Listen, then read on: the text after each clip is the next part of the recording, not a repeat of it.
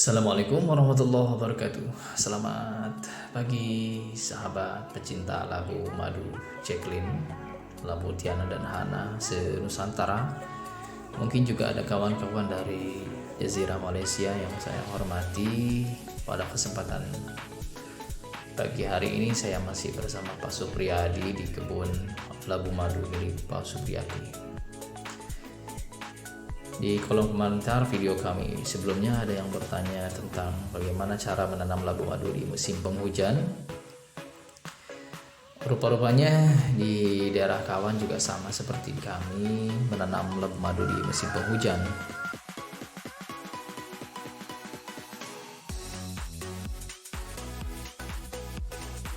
Kalau menanam labu madu di musim penghujan itu akan banyak sekali penyakit akibat jamur. Nah, ini benar sekali. Sebenarnya mau musim panas atau musim hujan pun menanam labu bukan tanpa resiko. Namun di musim penghujan dinilai lebih berat hambatan-hambatan, ujian-ujian bagi para petani labu saat menanam di musim penghujan. Salah satunya yang tertinggi adalah serangan jamur. Jadi pertanyaannya, masih yakin kalau Anda mau budidaya atau menanam labu madu di musim penghujan? Masih yakin dengan kemampuan Anda menanggulangi jamur-jamur dan hama atau penyakit-penyakit itu? Nah, saat ini saya mau berikan tips-tips ya. Namun sebelumnya silakan untuk terlebih dulu subscribe sebagai tanda bukti dukungan Anda terhadap kami dan tim. Jangan lupa like, komen, dan share.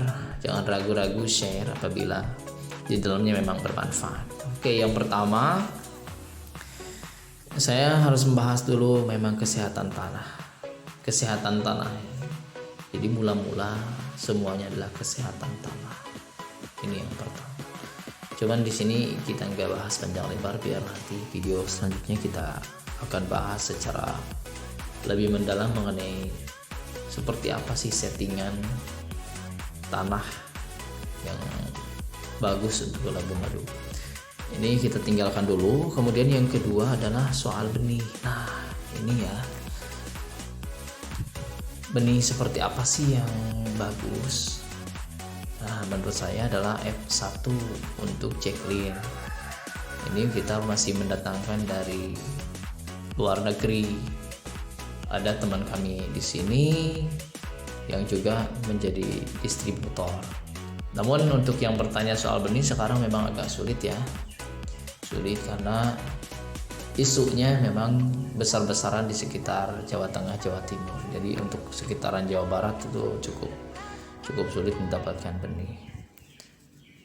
Jadi benihnya harus F1, jangan sampai benih yang kemarin, biji-biji yang Anda tanam kemarin yang bagus-bagusnya Anda tanam, yakin tidak akan 100% sama bentuk, rasanya, dan tekstur buahnya. Saya sudah mencoba sendiri. Memang ukuran buahnya bisa besar sampai 3 kg. Besar, tapi jumlahnya per pohon itu menjadi berkurang. Biasanya berbuah antara 5 ya sampai 8 gitu. Kemarin saya membuahkan besar 1, tapi yang 3 kecil. Tapi kalau dari nutrisi sebenarnya itu masih full, karena saya memperlakukan yang sama sih, perlakuan yang sama. Kemudian ini yang kedua ya, benih. Nah, ini yang ketiga untuk hama penyakit. Kita mengucurkan sedikit ya untuk menggunakan air laut ya. Air laut biarkan dulu sekitar 24 jam, setelah itu masukkan ke kebun. Tapi tidak boleh pakai sprayer ya, karena itu kan garam itu di dalamnya ada unsur-unsur yang membuat korosif ya. Jadi alat-alat yang terbuat dari logam itu biasanya cepat berkarat. Bagaimana cara aplikasinya? Aplikasinya mudah saja, kita buat semacam kemoceng atau bisa dibuat dari rumput-rumputan. Ini penanganannya ini untuk penyakit ya, untuk penyakit juga untuk hama yang ada di musim penghujan. Itu rumput-rumputan tadi dimasukkan ke air garam itu tadi ya, air laut, bukan air garam, air laut. Setelah itu ya tinggal dicepret-cepretin aja ya. Nah ini kalau masalahnya kalau udah gede ini susah, sulit sekali. Kita harus cari nih bahan aktif yang memang efisien. Nah ini bisa mengendalikan untuk fusarium di awal. Fusarium itu bisa dikendalikan dengan cara seperti ini, sederhana sekali. Nah ini tapi penanganan cepat ya, artinya segera, dan memang dosisnya jangan terlalu banyak. Jadi 1 liter air laut itu bisa kita campur dengan 8 liter air tawar gitu. Jadi kalau konsentrasinya terlalu pekat, air laut misalkannya 1 liter mau dicampur hanya dengan 1 liter air tawarnya, itu bisa pohonnya kering ya. Makanya pemberian air laut itu ya sekedarnya saja supaya basah aja itu pohonnya, jangan terlalu banyak. Itu kalau kebanyakan pasti mati pohonnya. Nah ini hanya pencegahan saja. Untuk selanjutnya ya gunakan bahan-bahan yang memang cocok untuk mengusir penyakit labu madu. Nah kemudian bagaimana tips sukses berikutnya supaya pohonnya itu hangat selalu? Ya bisa Anda tambahkan dengan bawang putih. Jadi rendam bawang putih, kemudian jahe, lengkuas. Ini bentuknya herbal. Kenapa? Karena sebagian tanaman herbal ini mengandung antibakteri, bahkan antivirus ya. Antibakteri. Bahkan ini hama juga, ada sebagian hama memang yang caput sekali dengan bahan-bahan herbal. Selain ada aroma yang menyengat, jadi bisa diusir tuh hamanya. Juga yang keduanya adalah ada rasa-rasa pahit.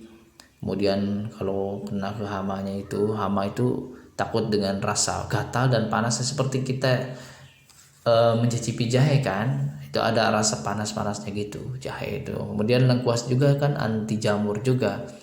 Makanya dulu kalau di kampung kalau ada orang korengan atau istilahnya kadas ya atau panu, itu segera pakai lengkuas dan sembuh. Nah itu ya, jadi ini rahasia yang memang penting untuk dicoba kalau musim penghujan. Kemudian yang keempat, masalah drainase. Nih, drainase seperti ini kurang bagus ya kalau Anda lihat di sini. Ini jadi kurang dalam kalau untuk musim hujan. Kemudian yang kelima, perawatan di gulma. Jangan sampai gulma telat membersihkan seperti ini. Ini enggak bagus ya. Karena akan lembab, nanti jamur itu akan hidup di situ. Karena awal mula itu dari bawah dulu.